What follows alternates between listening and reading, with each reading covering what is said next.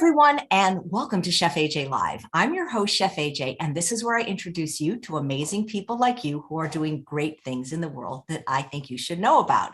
Today, we have on not one, but two superstars in the plant-based world, and they are two of the stars of an upcoming film called PlantWise that you will have the opportunity to watch for free in just a few days. And of course, we will provide a link to you. Please welcome to the show, Dr. Neal Barnard and Dr. George Guthrie. It's very nice to see both of you. Great to be here. Thank you. Thank you guys so much for being here. That was a wonderful documentary, and I watched it twice. And the first time I watched it, Eric Adams was not yet mayor of New York City. So it's very exciting now that we have our first vegan mayor, don't you think? Yes. And what was interesting is one of the things he said, that it's not your lineage, it's your lunch. So maybe you guys can talk about this idea that our genetics are not our fate, because that came up a lot in the film. Either one. No, please jump in, George. Well, Neal, I thought you were the one who brought it up so well. So why don't you go ahead and take it? Well, I think what Eric Adams was saying, and what many people have talked about, is that we sort of assume that when diabetes runs through a family, or heart disease runs through a family, and you see this, a grandfather died at 58 of a heart attack, and then the father died at a similar age, and we think, well, we're at the same risk. And then there is something to be said for genetic risk factors. However, what I think Eric Adams would say, it's not my DNA, it's my dinner. Sometimes what we hand down to our kids is not genetic traits, but sort of recipes and tastes for food and ways of using food.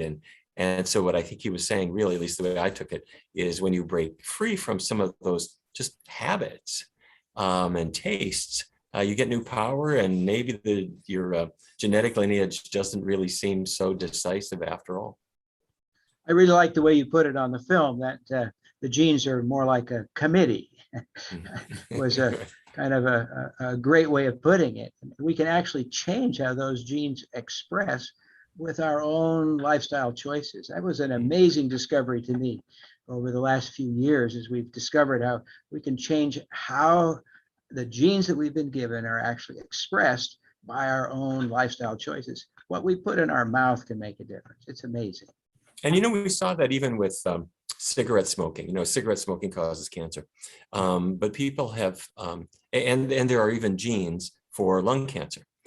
But what sometimes those genes do is they might, for example, either help you to excrete carcinogens or make it harder to excrete carcinogens. So for example, I take a puff on a cigarette, the carcinogens are in my blood. If I have certain genetic traits, I can eliminate those carcinogens quickly. I can detoxify them. If I don't have those traits, I can't. So you think, well, there's a genetic a link with lung cancer. Fine. As soon as you stop smoking, those genes are completely irrelevant. It doesn't matter because you're not inhaling it. Same thing with food. There are some people who can eat bad diets and they kind of do okay, and others who don't do so well. And that may be in part a genetic thing to a degree. But when you take the bad foods out of the diet, suddenly all those things kind of disappear. In case somebody doesn't know, what are those bad foods? Bad foods. Well, it really depends a little bit on the disease, but that we're talking about, but as a general rule, animal-derived foods, meat, dairy products, eggs, they don't have what you need. They don't have fiber. They don't have complex carbohydrates. They're pretty low in some of the important micronutrients. They give you a big glob of protein and fat and cholesterol, and it's really a lopsided diet. So I'm going to get away from animal products first. I'm going to get away from greasy stuff second. And then when looking at what's left, you're going to want to go for the more natural things. Nice. Yeah, the more processed a food is, it seems, the worse it is for us, right? I often point my patients to the fact that highly refined plant foods can also have similar problems. You take beets and take the sugar out of them, you have refined sugar, which has the negative effects. And I like to include in my talk not just the plant to animal switch, but also the processed to unprocessed plant foods. You can be a vegetarian or a vegan, which most people think is restrictive, but if it's highly refined, it can cause more disease than someone who's, eating a lot more plants and just a little bit of animal products. So I don't like to even use those words to talk about healthy eating. I like to include this concept of minimally processed. Well, as the author of Unprocessed, I like where you're going with that. And I'm wondering, what role do you think the processed food industry plays in this epidemic we have of obesity and chronic disease? That's, I would say, a big role. There's a lot of marketing dollars that go in to try to get people to eat more of the processed foods. I think from the business standpoint, we talk about it as value added. From a nutritional standpoint, we should talk about it as value removed. Of course, they can charge more money for it, but there seem to always be taking something out. And with people who are on processed food diets, for example, estimates 80% of people over age 65 are not getting the recommended daily allowance of magnesium. 98% of all Americans don't get the recommended daily allowance for potassium. I mean, it's just simple things that are important. Our whole understanding about fiber and the importance of fiber in managing health. Gut health, yes, the whole microbiome and what that does to our body's immune system, autoimmune disease, to effects on obesity and diabetes. It ends up that fiber is such an important part of managing even things like obesity. It's the final apparently dump for free radicals for our body, goes into the fiber in our gut. So the more we refine these things, it seems like the more we take out the things that are actually beneficial for us. And it may be more the absence of the things that we're missing from the plants than actually the presence of the animal products that are causing the disease, although it's, those questions have not all been answered. I think there's nothing that's more processed than something that goes through an animal's body. Take, for example, let's say if you ask the average person on the street and you say, what's a processed food and an unprocessed food? They might say something like, well, a processed food would be spaghetti or cornflakes, and an unprocessed food is a hunk of a pig's leg or some cheese or something like that. Well, how do you get cheese? You take grass or grains and you put them into the mouth of a cow. And the cow chews them all up, and their enzymes digest all of the grass and feed grains, and it goes to their bloodstream, and it ends up in their mammary tissue, and it makes lactose, various hormones, various proteins, and various kinds of fat that end up being milked out of the animal after the animal is artificially inseminated to be pregnant and then give birth. And then you take the milk and you dump it into a big tub, add brevibacteria to make it ferment, drain off, and then you add rennet, which is a typically genetically engineered enzyme to make it solidify, drain off the whey, now you've got cheese. You add more salt than is added to potato chips, and people think of it as unprocessed just because they're used to it. But you've taken grass and grains and run it through this machine that we call a cow, added all kinds of junk to it. And there's probably, if it were any worse, it would be Vaseline. Now, on the other hand, a person might say, well, white spaghetti, that's pretty processed. It is. What did you do? You took a grain, removed the outer part of it, and smashed it into flour and shaped it into noodles. That's about it. So my only suggestion is, George, I think you're right in what you said, but I think that when we're indicting processing, probably the worst machines that do it are those that my relatives who have raised animals during much of my own upbringing. The bad factories are really the animals that they use, and somehow when a person has smashed up some grains to make them in a form that we can eat, I'm not so sure that that's really so terrible. And the reason I say that is when we bring in human beings and they're eating cheese and meat, and I change them to eating foods, even if it's processed vegan food, they lose weight, their numbers get better, they get healthier overall. That said, when they're doing that, you do want them to help to understand that after getting away from the animal remains and the greasy junk, there still is, as you say, a lot of choices, a number of choices to be made to find the things that are best in what remains. Yeah, I appreciate your cow illustration there. I will often tell the patient the cow eats the grass and takes all the fiber out, drops it behind them, and concentrates all those calories. It is definitely a process, and the whole cow itself, not just the milk, has some negative effects just from that processing, removing sure. things that are so good for us. Good. How did you two come together in the making of this film? There are other wonderful doctors as well in it. Well, I'm going to go ahead and jump in there because I had quite a bit to do with the putting together of the film. But there's some, let's say, chance that comes into this. The film makers who made the film Eating You Alive were contracted by us here at Advent Health to make another film that we wanted to be able to present to people who are in the medical setting.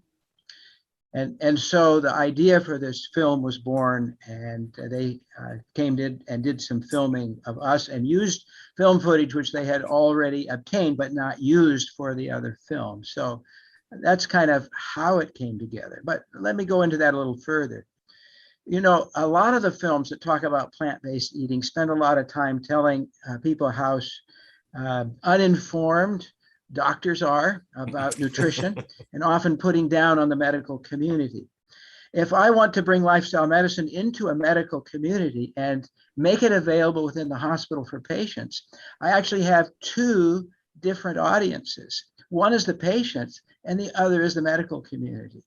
So we wanted a film that would tell us the truth about plant-based nutrition and not be putting down on the medical community. So that was kind of the basis of bringing the film together. It's kind of exciting to me to see what's happening, although I wish we had more adoption. The way we're working it in our hospital is as a pilot.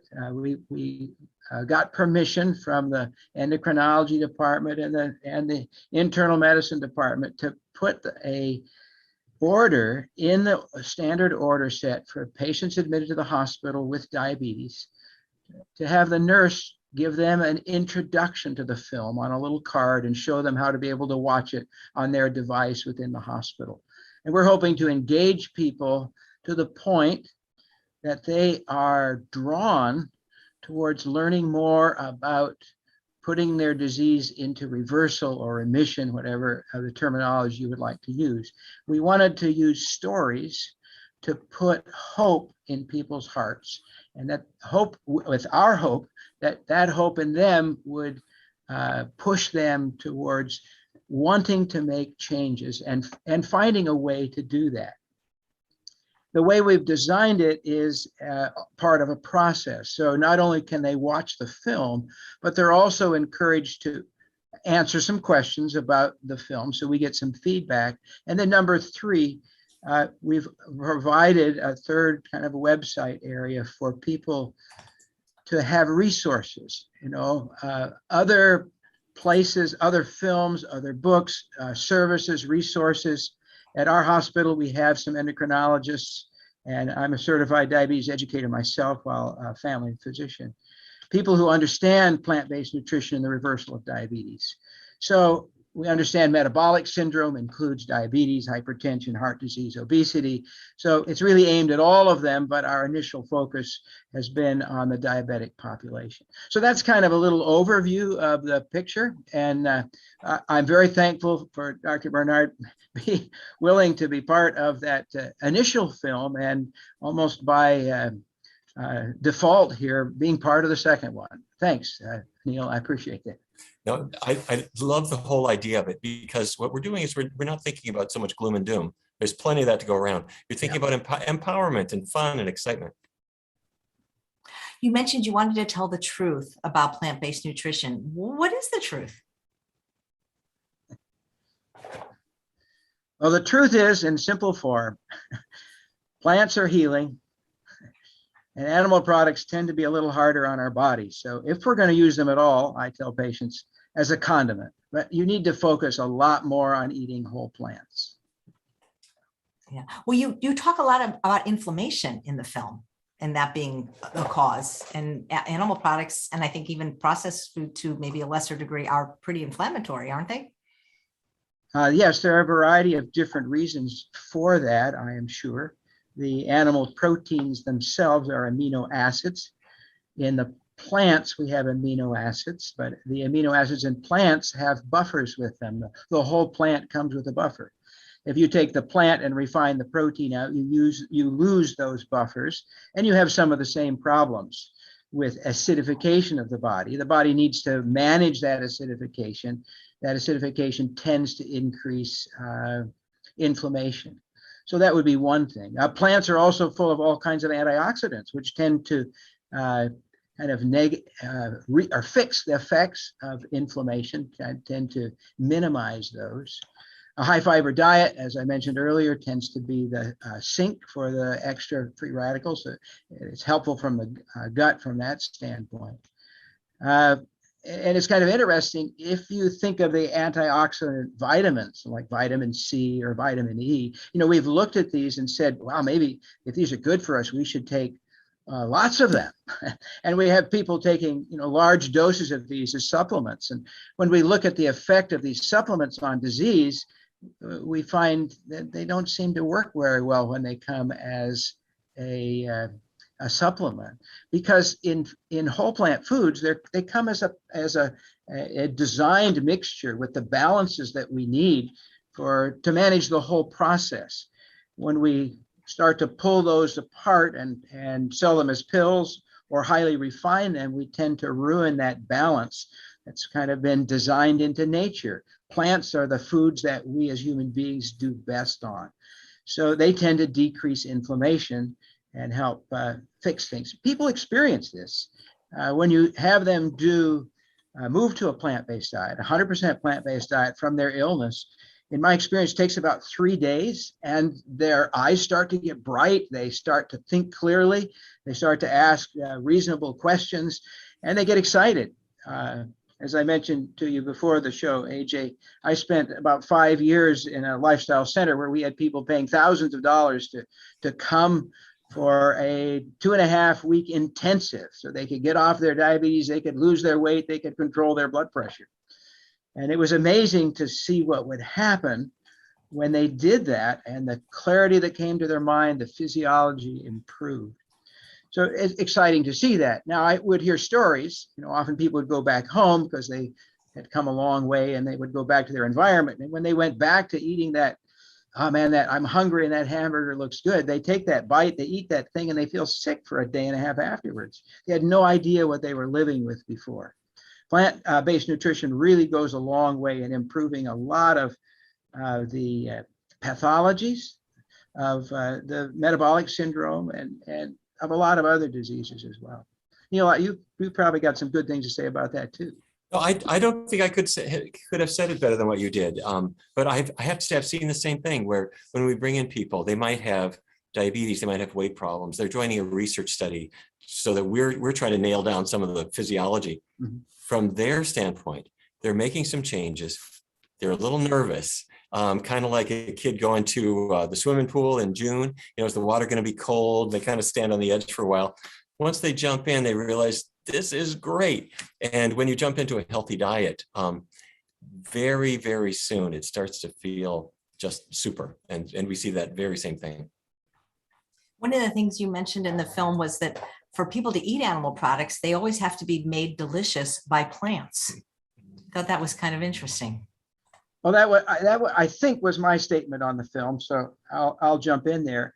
In the old Jewish economy, from biblical times in Leviticus, they were told they had to drain the blood out of the body. They were not to eat the blood, and they were just to eat the muscle. Muscle is made up of actin and myosin. Whether you're a human or a fish or a bird or a pig or a cow, it's still kind of the same proteins and pretty much tasteless. What comes in the blood does supply some flavor. And when we prepare those things for consumption by humans, yes, there's a little difference between how a cow tastes and how a pig tastes and a fish and whatnot. But much of the flavor that the chefs put in is much more from the plants. So the herbs and other things from the plant kingdoms have so many more textures, so many more flavors. They're really the fun part. And maybe we should focus more on those rather than thinking we're missing a flavor because we're not getting that muscle meat. I suppose we could say the same thing about an organ meat. So I'm encouraging people, I was trying to encourage people on the film to think more about plants as giving lots more opportunities for flavor and taste. I mean, that's where their chefs are getting their flavors and taste. So move in that direction. It's not, there's no deficiency of enjoyment to the taste buds from moving to plant-based. It's actually better to move that way. I couldn't agree more. What chronic conditions do you see most responsive to changing what people eat? Let me jump in on that. Although George already kind of mentioned the things that come in as part of metabolic syndrome, and I think he's really right. And number one, probably weight issues. These are preoccupations for everybody. And I mean, they're preoccupations for kids once they're 12 years old, even though they're not really overweight, but it's on their mind. Unfortunately, when people reach adulthood, weight problems are super common, and people torture themselves with all kinds of unnatural ways of losing the weight. And when they discover what a plant-based diet can do, it's so much easier. The number one killer in America is cardiovascular disease, heart disease. And we see all of those things. I don't need to tell either of you that those are areas where people improve just resoundingly with a diet change. But our research has focused a lot on diabetes as well. And I have to tell you, when I was a kid, my dad, who grew up in the cattle business, and he hated raising cattle. He didn't like that business at all. And he left and he went to medical school.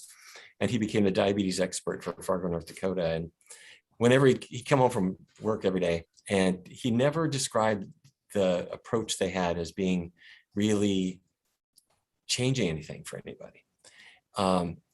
Everybody still had diabetes. It was still getting worse because what were they doing? They were measuring the glucose concentrations in the body and adding insulin and trying to keep people from eating too much carbohydrate. They weren't really getting anywhere.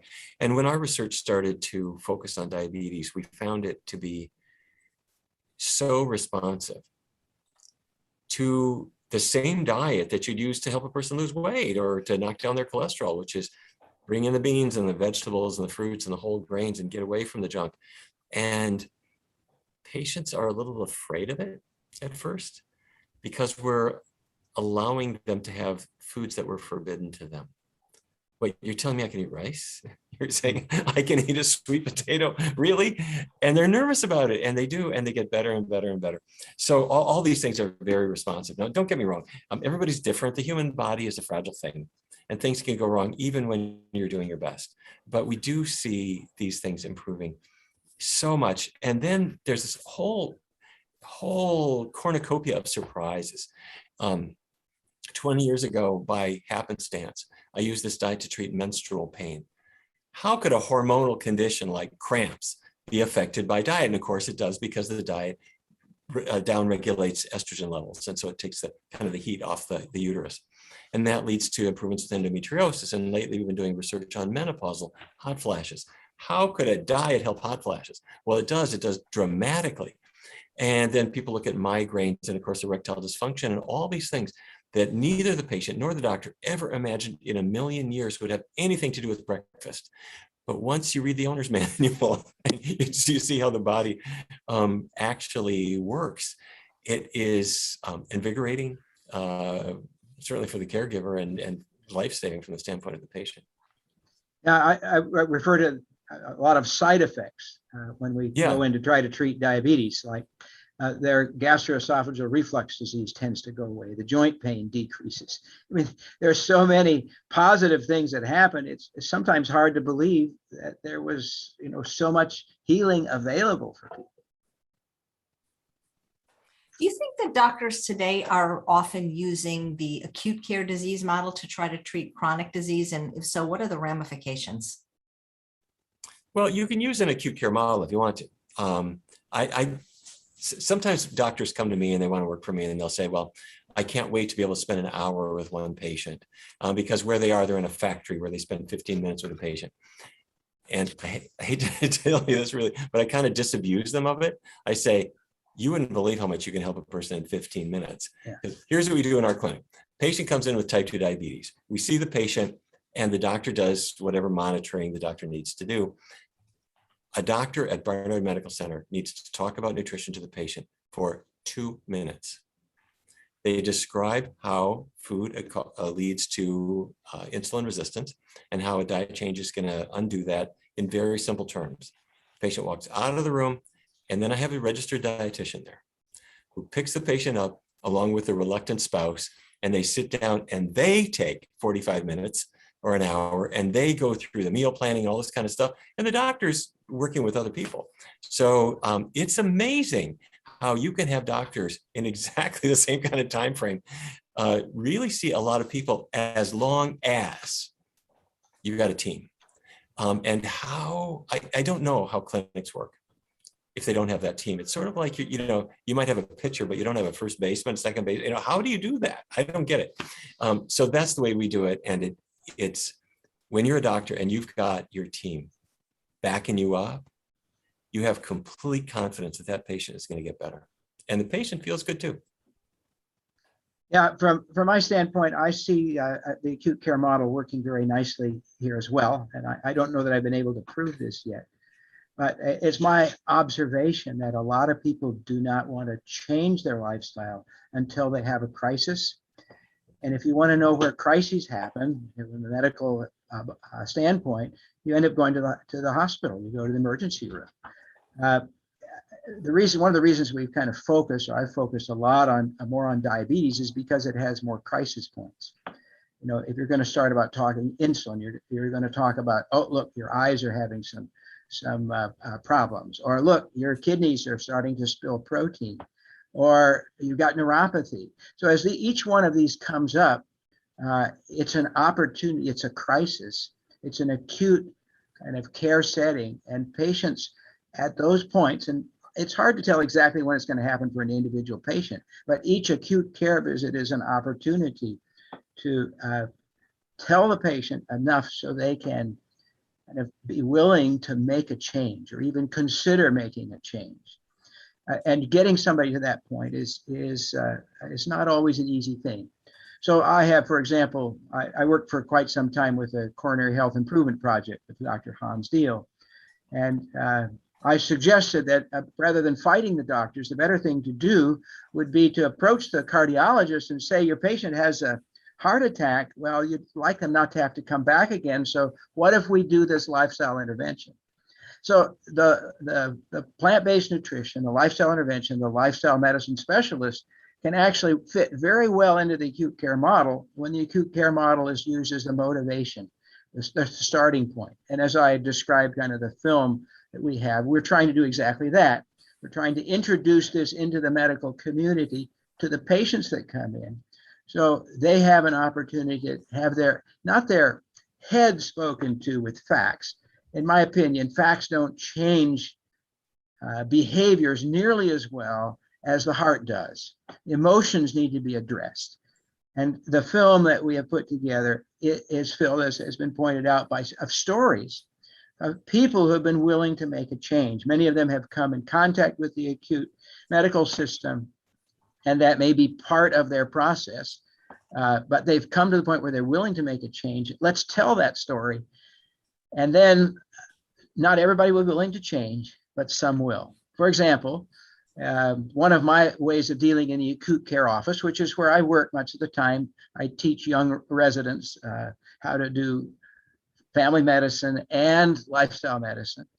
And rather than trying to tell the patient everything, I'll tell the patient a story of a patient like them who got better. And then I'll give them a Xerox copy of how to prevent and revert the cover of how to prevent and reverse heart disease by Caldwell-Esselstyn.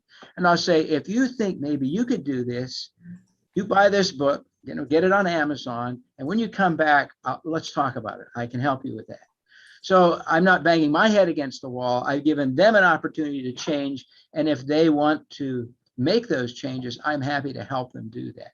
So that's kind of the process that I'm using in the acute care setting, trying to let people know and then kind of move their hearts in the direction of being willing to make a lifestyle change in this area. And each of those patients, when they make those changes, are a joy. Just this last week, I saw one who had a heart attack and refused to stent.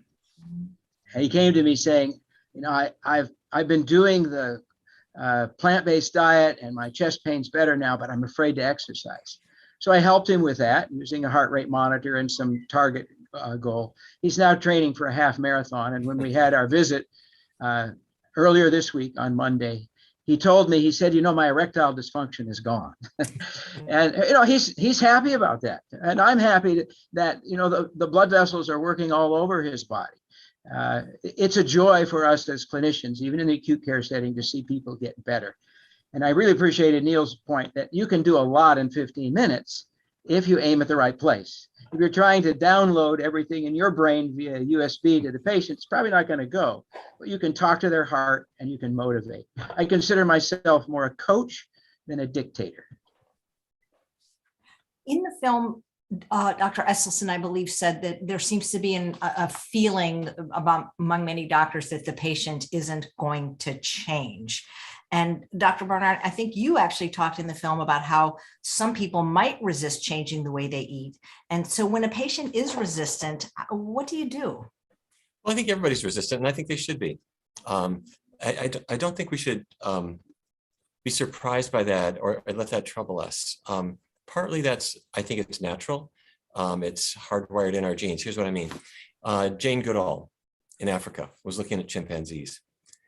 And the little toddler chimpanzee will kind of wander away from mom and pick up a berry or a leaf that group of chimpanzees doesn't eat.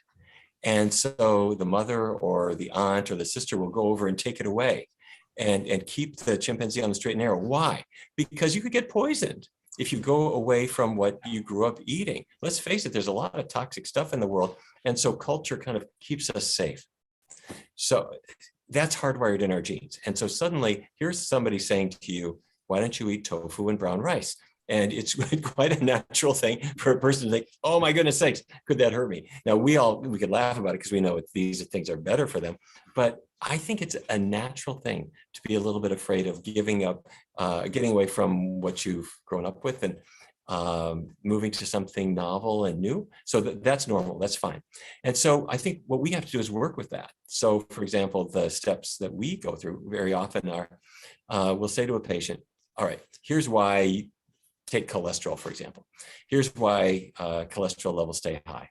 Animal fat's loaded with saturated fat that causes your body to make cholesterol. Let's get away from that stuff for a while. Let's see how we do. Plants don't have any of that. Then we take just 7 days. And I ask the patient to just not change their diet, but think about the foods they would eat if they weren't eating animal products, if they weren't eating greasy junk. And they come back a week later with a list. Then I say, okay, great list. Now, why don't we actually do this for the next 3 weeks? Only 3 weeks? Yeah, let's keep a short-term focus. They could stay skeptical. You don't have to challenge any of that. We're just going to try it in these little kind of, you might say baby steps, except the truth is, I'm throwing them in the deep end because after 3 weeks, short a time frame as that is, and easy as it is because they've already made their list, they haven't had chicken wings in 3 weeks and they kind of forgot about them. And they're discovering all kinds of other new things. And so we expect skepticism. We believe that nobody wants to change. But let's face it, we got used to that with smoking. Alcohol, drug use, you name it. Nobody wants to give up something that is kind of helping them to cope with day-to-day life. But you just make short little steps, decisive, big steps, but things that are short in time. And people can do it. And if it's super rewarding, that's helpful too. Sometimes there are people who say, well, why don't I just make really tiny steps, like take the skin off the chicken? You know, you can do that, but nothing happens. So you're not really rewarded for it. So, you know, your cholesterol isn't going to drop if you do that. So what we encourage is big steps, but always short periods of time, and then the patient gets a reward. And each change that's made makes the next one easier and more believable. So it's encouraging. And I try to instill hope in people. I think stories are powerful, as I've already mentioned. And I've used Neal's method as well, and have appreciated that. I think people are open possibly to the idea that disease can be prevented with healthy eating, but what about this idea that it can actually be reversed? I will never forget. Oh, sorry. Go ahead, George. Go ahead. You go right ahead. I was just going to say, I'll never forget a man who was in one of our trials. He had diabetes for many years, but to the point where he had neuropathy. And George mentioned this earlier, but if you've never seen this, you've had diabetes. That one fateful day, your doctor used the D word, and you thought, damn it, just like my father, aunt, uncle, and you're angry and scared. And then as time goes on, you're on more and more medicines and more and more medicines. And then finally, when the pain in your feet or the numbness in your feet or the feelings in your fingers lead your doctor to say, well, I'm sorry, your disease has progressed so much that it's attacking your nerves. And now you've got diabetic neuropathy. The people we see very often feel like, I just got my death sentence. This disease is progressing so badly. It's going to hit my eyes. It's going to hit my kidneys. I don't know if I'll end up on dialysis or blind first. What is it? And the neuropathy is going to lead to amputations. And so the hope is gone. This man was a jazz bass player. And he couldn't play his bass anymore. He could play about one song, and then he'd have to stop and shake out his hands, and then he could play again. So anyhow, comes into our research study. He's assigned to the low-fat vegan diet that we use. He follows it. He starts losing weight. He's losing weight. His energy is coming back. His spark is coming back in him. And he starts to discover, I can play my bass better because his hands were improving. And about maybe 3 weeks after that, he came back in, because we would meet as a group every week. And he came back in and he said, guys, it's even better. My erectile dysfunction is gone. And so one thing led to another. And it wasn't just the disease process that was reversing. It was that hopelessness that was just kind of draining away and being replaced by, we're not going to live forever, but man, I'm going to live better than I thought was going to be possible for me. And that is infectious. Then, his friends, his spouse, they all think, this is a bit of cool. I really want to use this. So anyway, it's great to see that, yes, can disease be reversed? Your body heals. You cut your skin. You don't even think about it. Your skin is going to heal. That's because in the DNA of your skin cells is the healing plan for how the cells find each other. Your bones heal from a fracture. The cast doesn't heal them. That's built into the design. So why shouldn't your arteries heal? Why shouldn't other parts of your body heal? Now, you don't want to push it too far because the healing isn't perfect. But it is surprising how the body can bounce back and heal from even rather long-standing insults. I'll address the reversal. There's some argument about the reversal. There was a time in the past when we talked about reversing diabetes, and we'd have some endocrinologists pounding on our chest saying, you're giving people false hope.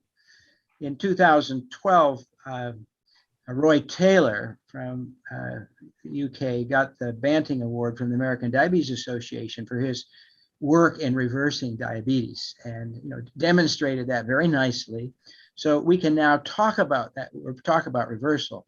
It's still not being accepted very well. I know the American Diabetes Association just came out with an official paper within the last few weeks talking about reversal, but they've chosen not to use the word reversal. They're using the word remission.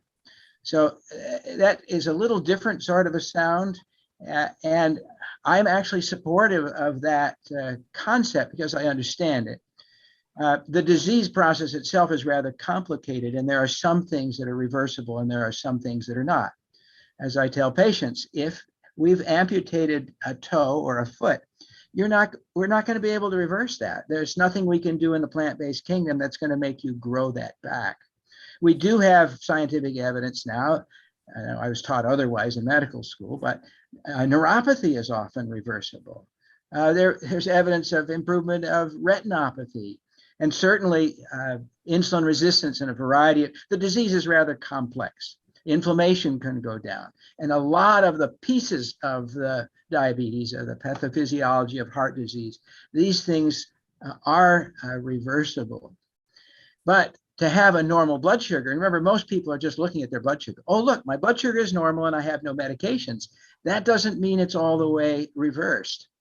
And so we've used this kind of phrase in the past. If you keep doing what you're doing, you're going to keep getting what you got. Some people think, oh, my blood sugar is normal. Now I can do what I want. I can go back to that old way of eating, that old way of living. Well, it's not true. The pathophysiology often can continue to improve. There's more and more health that can be obtained. If you go back to that old way, the disease will come back. So in that sense, it's not reversed, gone away, never coming back.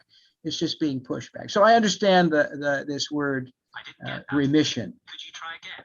So just that word is being used. And I understand some of the negative connotations that come to some of our medical colleagues if we talk about reversal. Although I think both words have their place, I suggested that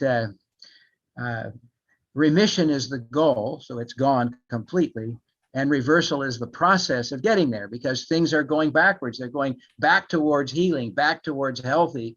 And so that would be another way of using the words. This is an ongoing discussion within the medical community, those who understand the science and the reversibility of the process.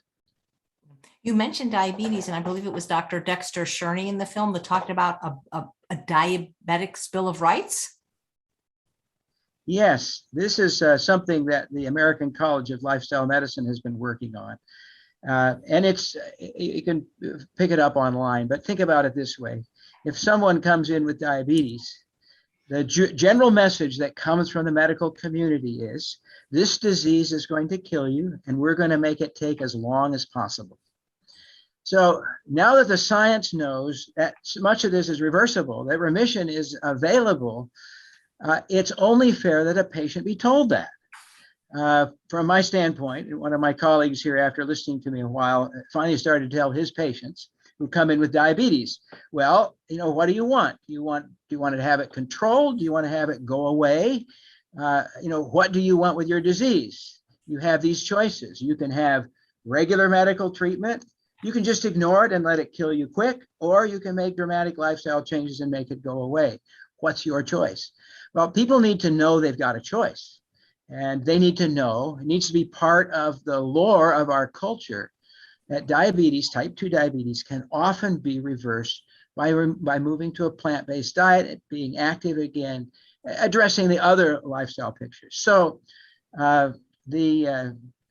it's only fair to let patients know that that's true, and that should be their Bill of Rights. If they come in with heart disease, they need to know that heart disease is reversible. I mean, we've known that since 1990.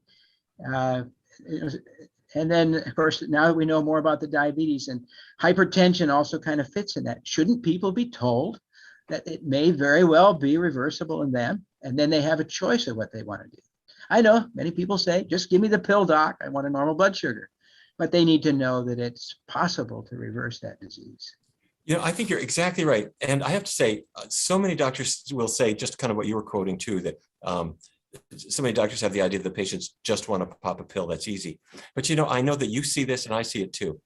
The patient comes in, they don't just have a bottle of pills. They got a whole sack. And so they're on a statin and a couple of things for diabetes, a couple of things for high blood pressure, something for their GERD, everything else. And they would do anything they could to throw that sack away, to not have to be taking those pills. But when a patient sees a doctor, the doctor's never heard of the Bill of Rights or any of these kinds of things. And so the patient might ask about diet.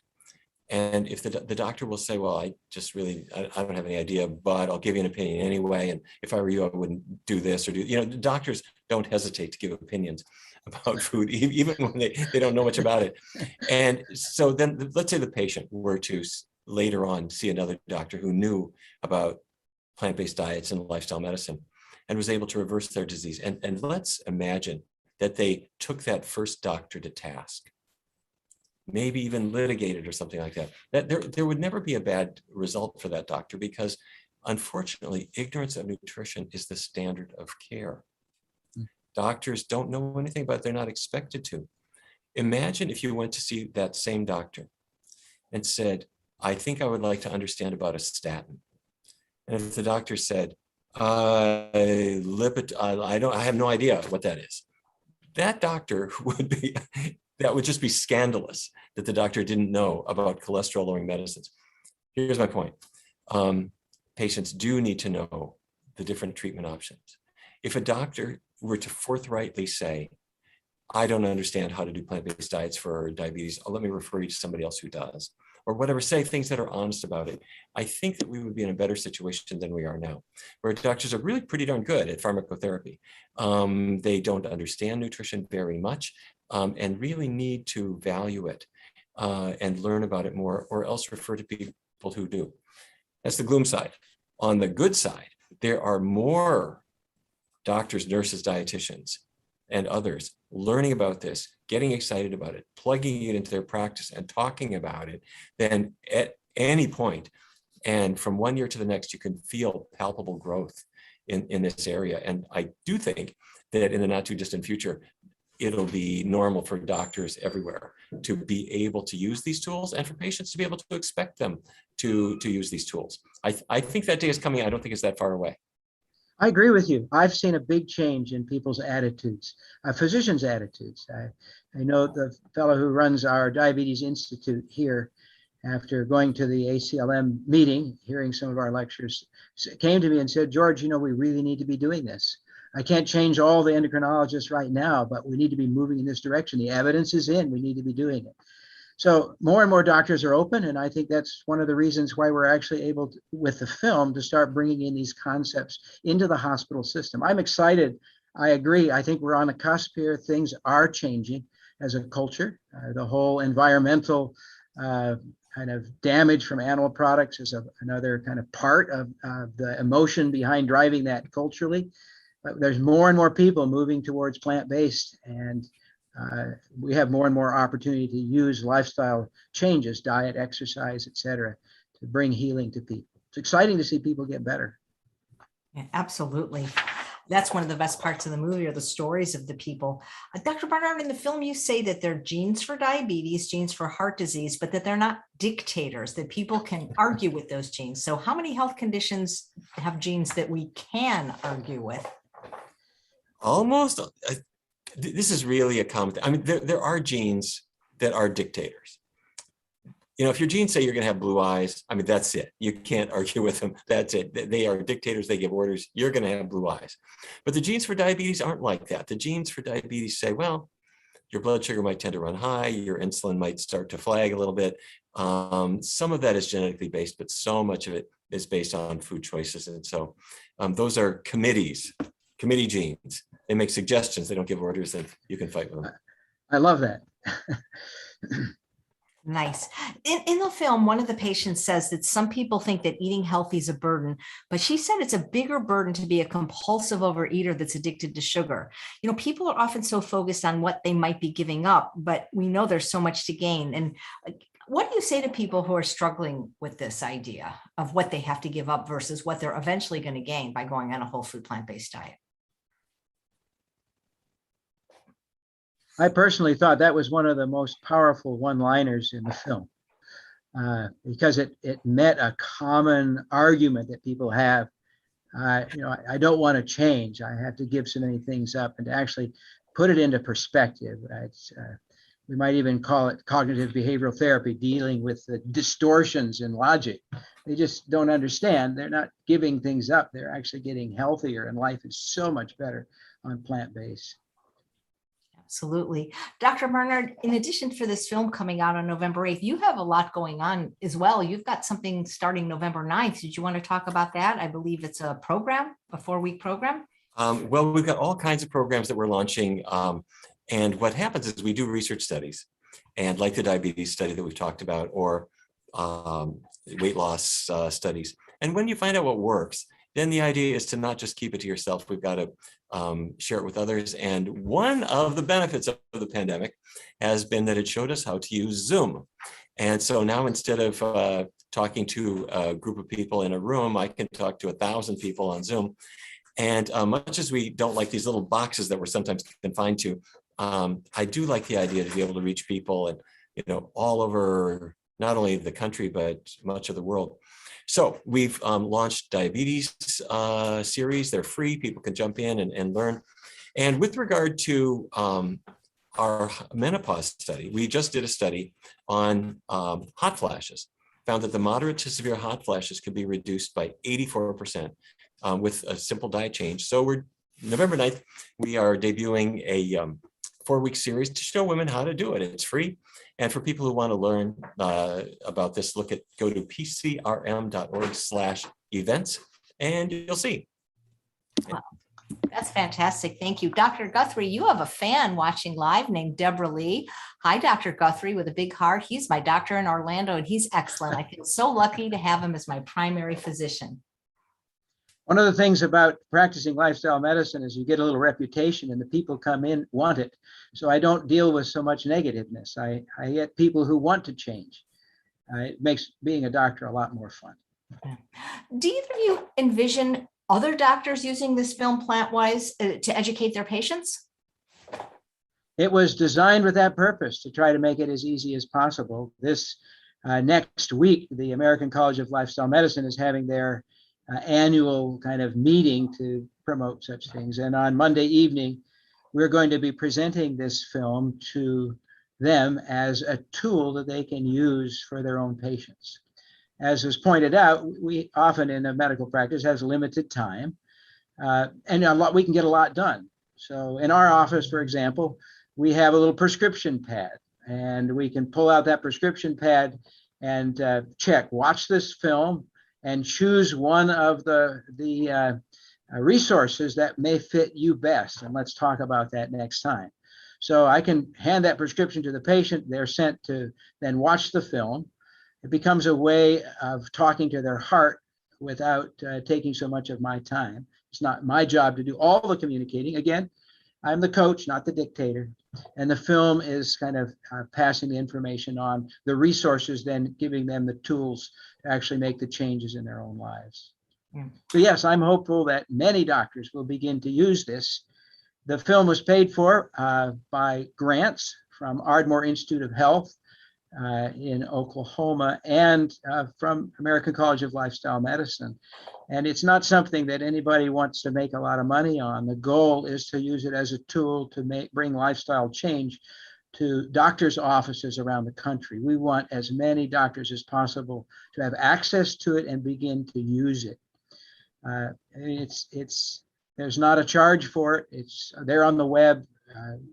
Go use it, show it to your patients, and then leverage that kind of emotional connection to make the appropriate behavior changes so people all over the country can start to feel health as it should be. And we're providing the link to watch the film for free when it comes out November 8th, but realize that link won't be viable till November 8th. I think one of the most compelling stories in the film was that of Mark Ramirez, who was diagnosed with diabetes, and his brother was, and Mark used diet and basically reversed it, and his brother didn't, and lost his leg and lost his sight. And yet when Mark did go the traditional route on medication, he just kept needing more and more medication. Isn't that often? I mean, you don't keep needing more and more kale. I appreciated the short cameo we had of Mark with his shirt off and those weights on, post-diabetes. This man's healthier than he's been in years and an excellent specimen of health. As he says, he changed the trajectory of his family's health when he and his wife made that choice. It's very powerful, moving from insulin and pills to really optimum health, and finding that plant-based diet does it. I'm hoping that speaks to many people. In the film, we really wanted a lot of different cultures. People who are sometimes thought unwilling to change are often the most willing to change. And I've given up my idea that some people are more likely to. I can't tell who's going to. I just need to communicate, and it happens. And when it does, it is a joy to see. Yeah. So you think that people will get on board with this film? I hope. I mean, that's the why we've done the work. That's what our prayer is. That's what we hope for, and that's what we're marketing for. Thank you for your willingness to let us share on to your those who follow you on the media. Well, and we're also going to have two more doctors from the film next week. We have Dr. Scott Stoll and Amanda Seville, I believe, is coming on. Excellent. So that's going to be great. Just one last question. Do you think that people really have begun to realize how much power we have over our own health?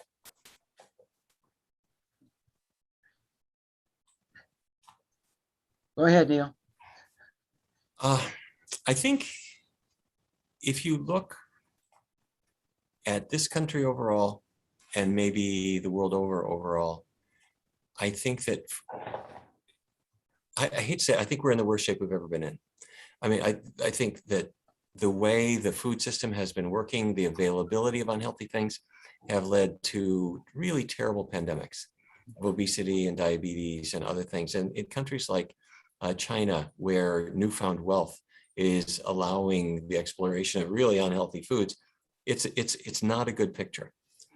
Within that dismal scenario, the number of people who say, wait a minute, I see what's going on for the overall culture, or I see what's going on in my own body, and are wanting to change, that group is also bigger than it's ever been.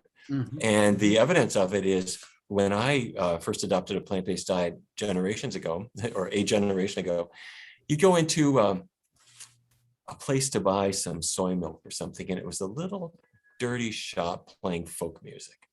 And the cashier was named Sunshine. And the soy milk you'd buy was a powder, and you'd have to mix it up and pour it quickly before it precipitated.